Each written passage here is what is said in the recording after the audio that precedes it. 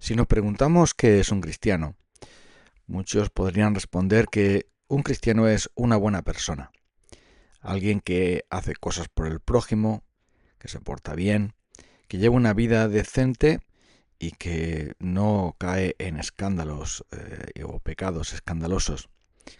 Pero según Jesús, un discípulo es aquel que simplemente obedece el mandato de él. Si alguno quiere venir en pos de mí, niéguese a sí mismo, tome su cruz cada día y sígame.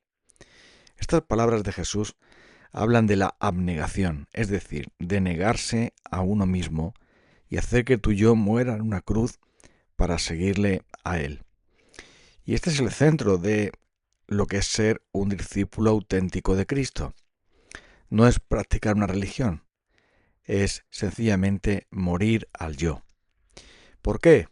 Pues porque el egocentrismo, el egoísmo, es realmente el cáncer del alma.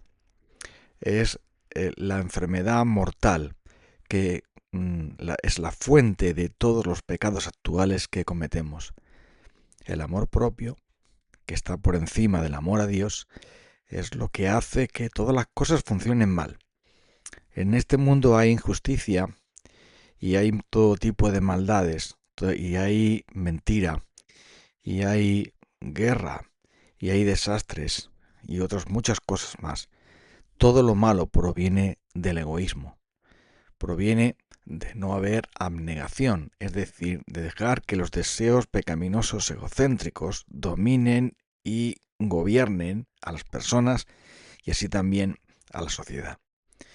Y esto proviene de la caída en el pecado.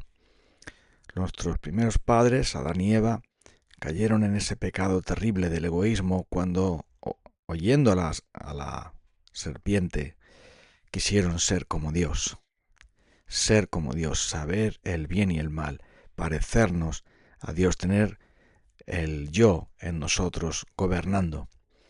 Cuando antes era Dios el centro de todo y el yo estaba por detrás de Dios colocado en el lugar adecuado, ahora ya el yo es el centro de nuestro ser y el resultado ya no es la lealtad, ni la fidelidad, ni la santidad, sino la traición, la infidelidad y la maldad.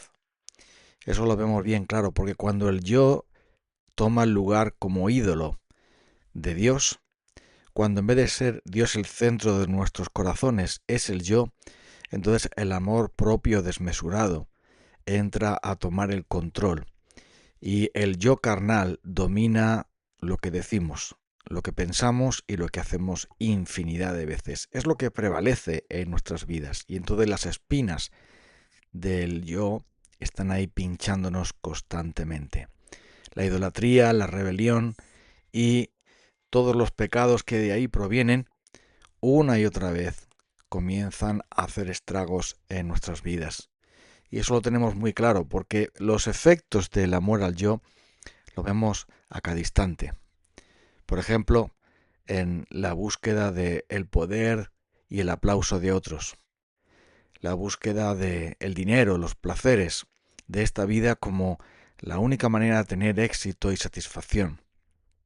Hay una pasión desmesurada, desmedida, por tener poder, por tener riquezas, por tener alabanza de los hombres, por tener lo que queremos de un modo impaciente y sin importar que otros sean despreciados. Ahí está una de las manifestaciones del egocentrismo, del yo. Pero también en el hecho de la parcialidad en el juicio, es decir, de amar o, o también odiar a otros según nuestro propio interés personal, según nuestro propio interés. Porque no estamos buscando las cosas de Cristo, sino las nuestras. Y entonces nuestros pecados son muy pequeños y los de los demás son horribles y enormes. Y así el egoísmo mancha las mejores cosas. Y donde debería haber amor desinteresado, hay amor egoísta. Y donde debería haber sacrificio personal, lo que hay es un abuso de otras personas. Y por supuesto este egocentrismo es lo que causa los conflictos. ¿Por qué? ¿Por qué hay conflictos en el matrimonio? ¿Por qué hay conflictos en las iglesias? ¿Por qué hay conflictos entre los amigos, las personas, en el trabajo, en las relaciones personales? Sencillamente por el egoísmo. Porque es el origen de las disputas, es el origen de las peleas, de los pleitos, de los celos, de las envidias, del orgullo, de la ira y de tantas y tantas cosas más. Y por supuesto el egocentrismo hace que resistamos a la verdad porque no queremos, no queremos que esto quede patente, no queremos que nuestra vergüenza egocéntrica salga fuera. Y entonces eso dificulta la reconciliación con Dios y la reconciliación con los demás, porque no estamos dispuestos a aceptar la sabiduría de otros, el consejo de otros, sino que hacer que nuestro criterio prevalezca por encima de los demás, porque creemos que somos más sabios, no solamente que los demás, sino también más sabios que Dios a la hora de organizar nuestras vidas. Y este desastre, pues, es que se produce dentro de cada vida, se extiende también a nivel general en toda la sociedad. Así que el egoísmo es la madre de todos los males, sin lugar a dudas. Ante eso el Señor dijo que había que tomar la cruz y morir al yo, que había que perder la vida para ganarla. Se refiere a la abnegación, se refiere a la humildad, se refiere a matar nuestro yo carnal y personal para dejar que Dios gobierne sobre nosotros. Y el Señor estableció una parada a ese yo, un freno a ese yo a través de su santa ley. Porque la ley de Dios es un freno primero a la locura de la idolatría de nosotros mismos. Por eso no tendrás otros dioses delante de mí. Por eso no te harás imágenes de mí. Por eso no tomarás el nombre del Señor tu Dios en vano. De ahí vienen esos mandamientos que tienen que ver con el acordarse de Dios y que hacer de Dios el centro de todo y no nosotros mismos, nuestro propio centro. Y el mandamiento de amar al prójimo como a uno mismo, que se refiere a la segunda parte de la ley a partir de el mandamiento número 5, honra a tu padre y a tu madre, es decir, pon primero a los demás antes que a ti. Es la terapia divina, es el freno divino contra esta locura del egoísmo que conduce a tantos al desastre, que nos conduce también a nosotros, a la tristeza y a la soledad y otras muchas cosas. Y Cristo nos da el ejemplo perfecto de cómo se guarda la ley de Dios, en esa obediencia humilde a Dios, el Padre, en ese servicio negado a los demás, no mirando su propio interés. Él está dispuesto a ser el siervo de todos, sometiéndose a la autoridad incluso impía de los gobernantes de aquella época. Pero Él está dispuesto a hacer todo eso porque de este modo nos está dando el ejemplo perfecto de cómo es un discípulo, cómo es alguien que ama a Dios y guarda su ley. El cumplimiento de la ley es el amor a Dios y el amor al prójimo. Y es la única manera de frenar el horrible y el espantoso abismo, este dragón terrible, este lobo que hay dentro de nosotros que se llama el egoísmo. ¿Y de qué manera nosotros podemos vencerlo? ¿Cómo podemos llegar a ese camino que Cristo nos ha mostrado? Por supuesto que la fuerza de la voluntad y la religión y otras muchas cosas no funcionan. Solamente hay una manera: la conversión a Dios. Solamente hay una manera: cuando nos damos cuenta de que el egoísmo es una cadena de la cual no nos podemos librar, una cárcel de la cual nunca podemos salir, un pozo del cual nunca podemos escalar para librarnos de él, sino que solamente Dios podría hacerlo. Y Él lo hizo enviando a su Hijo, nuestro Señor Jesucristo. Él es el único que puede romper esa cadena del yo, ese egocentrismo, ese ídolo terrible que habita en nosotros. ¿Cómo?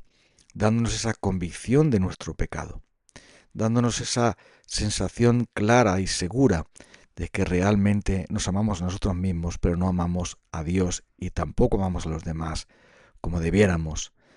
Y esto que produce el Espíritu de Dios puede transformarnos de tal manera que nos convirtamos a Él y pasemos de un estado egoísta, de un temor religioso o de una apariencia piadosa a ser realmente auténticos discípulos de Cristo que están dispuestos a morir tomando su cruz. Están dispuestos a convertirse a Él para que ahora podamos caminar en la fe del Hijo de Dios, el cual nos amó y se entregó a sí mismo por nosotros. La única manera de vencer el egoísmo es a través de la cruz del Calvario. Es a través del Espíritu de Dios, regenerándonos y transformándonos. Es la única manera de pasar a hacer que Dios sea el todo en todos y el egoísmo quede quemado y destruido, para que no tenga dominio sobre nosotros, para que no sea el Rey y el Señor de nuestras vidas. No podemos vencer el egoísmo sin el, sin el yo de Cristo en nosotros. Como dijo el apóstol Pablo, ya no vivo yo, vive Cristo en mí. ¿Quién quieres que siga viviendo en tu vida? ¿El yo egocéntrico y terrible? ¿O Cristo dándote sus frutos, su santidad y su gracia, dándote el perdón y la vida eterna? Vamos a orar. Señor, destruye este egoísmo horrible. Danos convicción de nuestros pecados y muéstranos la gloria de la cruz, donde Cristo Jesús murió para librarnos de la esclavitud del yo y darnos la libertad de Él viviendo en nosotros. Te lo pedimos por amor de Jesús. Amén. Hasta el próximo día.